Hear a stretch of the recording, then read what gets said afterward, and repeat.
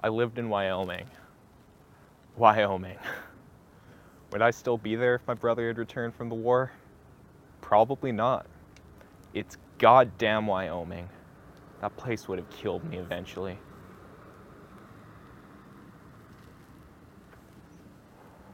So you can probably tell, I didn't fit in there all too well.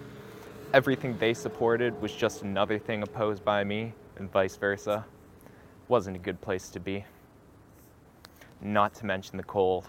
The goddamn cold. I wouldn't subject my worst enemy to that level of cruelty. So, in 1965, packed up and moved here.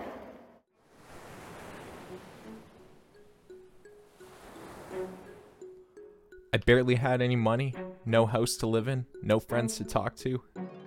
Just pride. But that feeling was immeasurable, a happiness not felt for quite some time. The land of opportunity was within reach, and there was no way I was going to let it slip away. There were stories told back home about the types of people who convened here.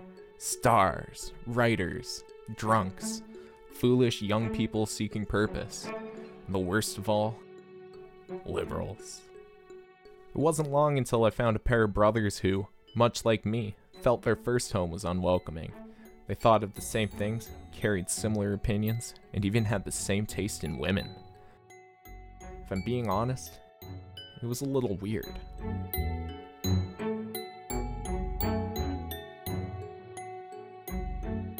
We all appreciated the earth. That was a very important part of who we were. Our philosophy.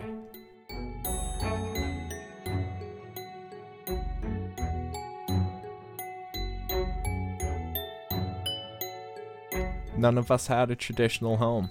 Sometimes we'd just sleep under the stars, or in a tent, or a van. Few people we were acquainted with owned property, and through their generosity we stayed with them. Someone had a couch, we crashed it. And it was that deep, caring nature that drove everything we did. Care for the world, care for one another, care for the little moments, care for it all. Whether it was to end the war or stop oil drilling, we fought for that. It was important to us. Fuck you, piss baby! That's not to say we didn't have fun either.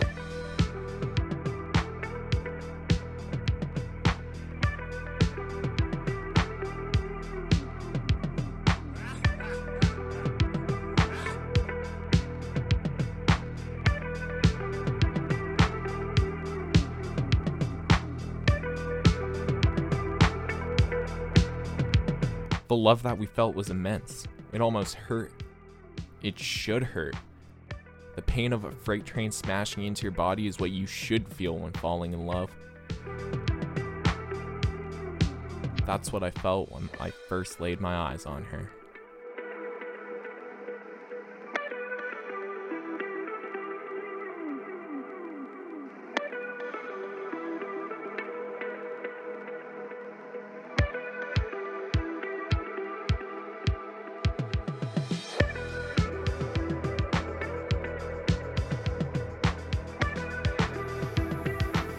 Do you know which one's the Big Dipper?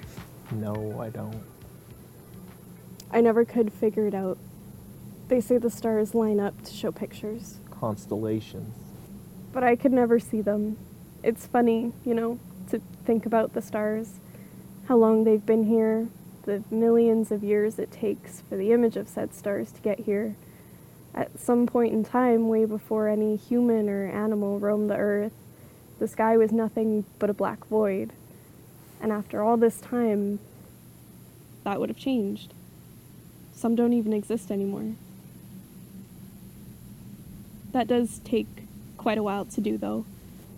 One of your ancestors, let's say your great-great-great-grandfather, probably looked up and saw the exact same star you're looking at today, completely unchanged.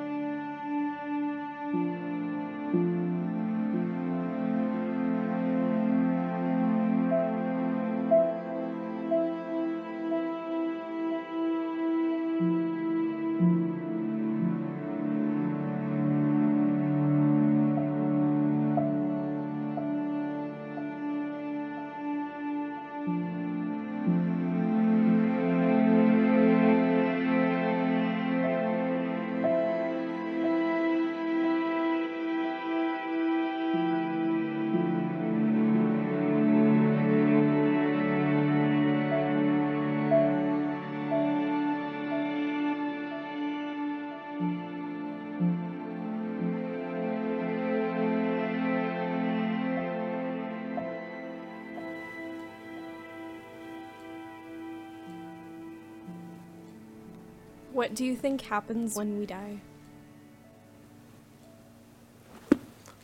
What kind of question is that?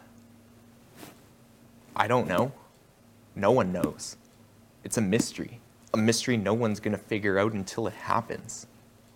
No sense in wondering. We consume the earth, right? Maybe when we die, the earth consumes us. She takes what's hers, what's owed, the order of things. It's fleeting, isn't it? All of this, soon to be a memory. Then poof. There was a change in the air. Everyone could feel it. It was inevitable, but nobody wanted it. Then, the worst thing imaginable could have happened. The worst thing that could have happened to the movement. It became popular.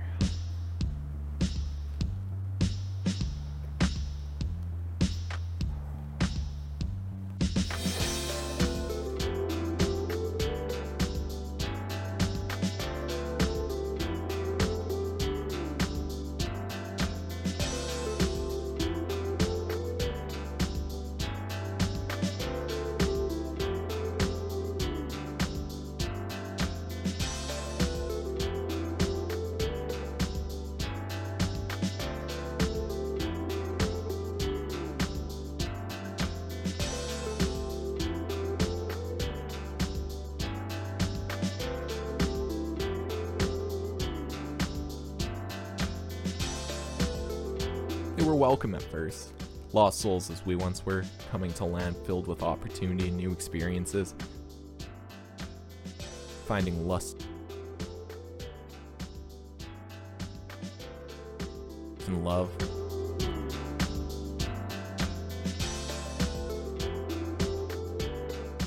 There was one thing that benefited from this. It was the protesting.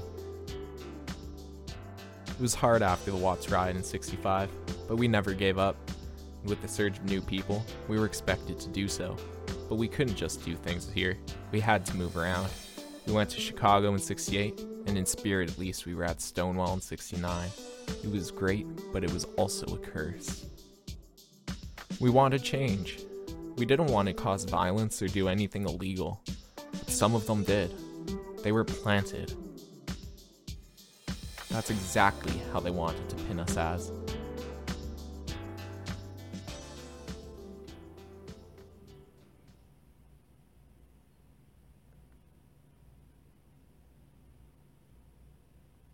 We lost a lot of people during this time, and we would always honor them. It wasn't just the cops, though, either.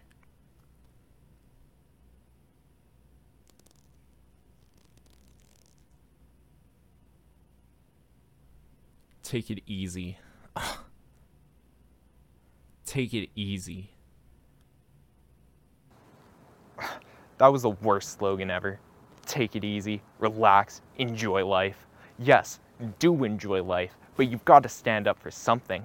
All these dopers wanted was to piss off their parents and go on vacation. And then they drag us down with them. We gave them the blueprints and they screwed it all up. We were all getting fed up.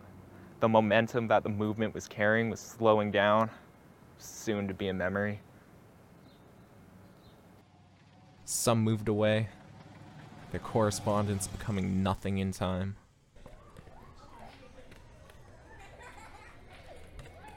Some of us sold out.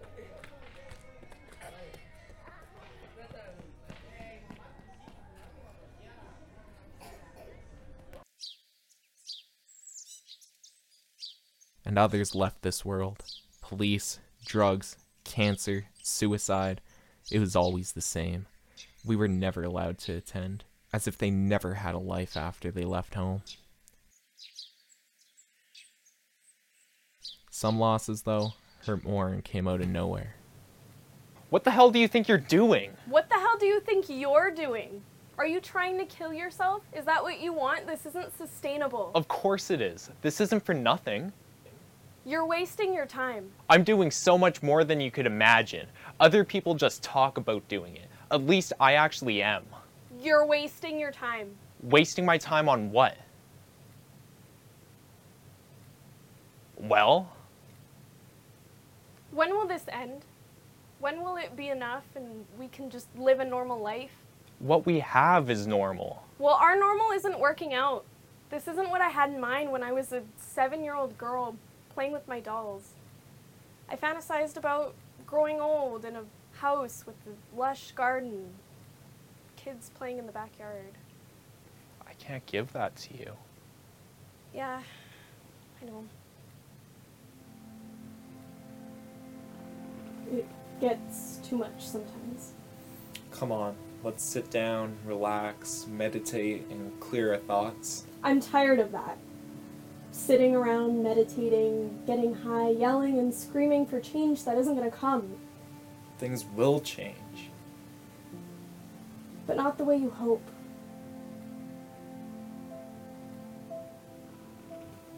So what does that mean?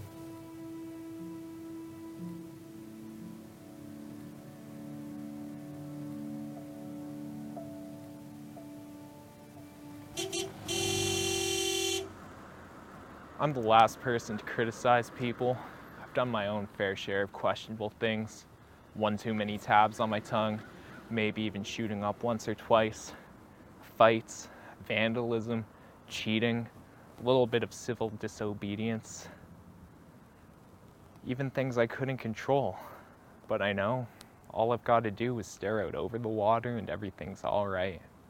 Stick to my principles, meditate, expand my mindset, just take it easy, but fight for the people, for the animals, for the earth, for yourself. That's what the movement's about, caring. We are soldiers of love and we must move on. Though some of us, they were either forgotten or just buried by the system, we must carry on for them. They're just tired. Wow, you can teach me all this? Yeah, I can teach you how to live your life the way it was meant to be lived, how to be a true hippie, the truth within. You got my fee?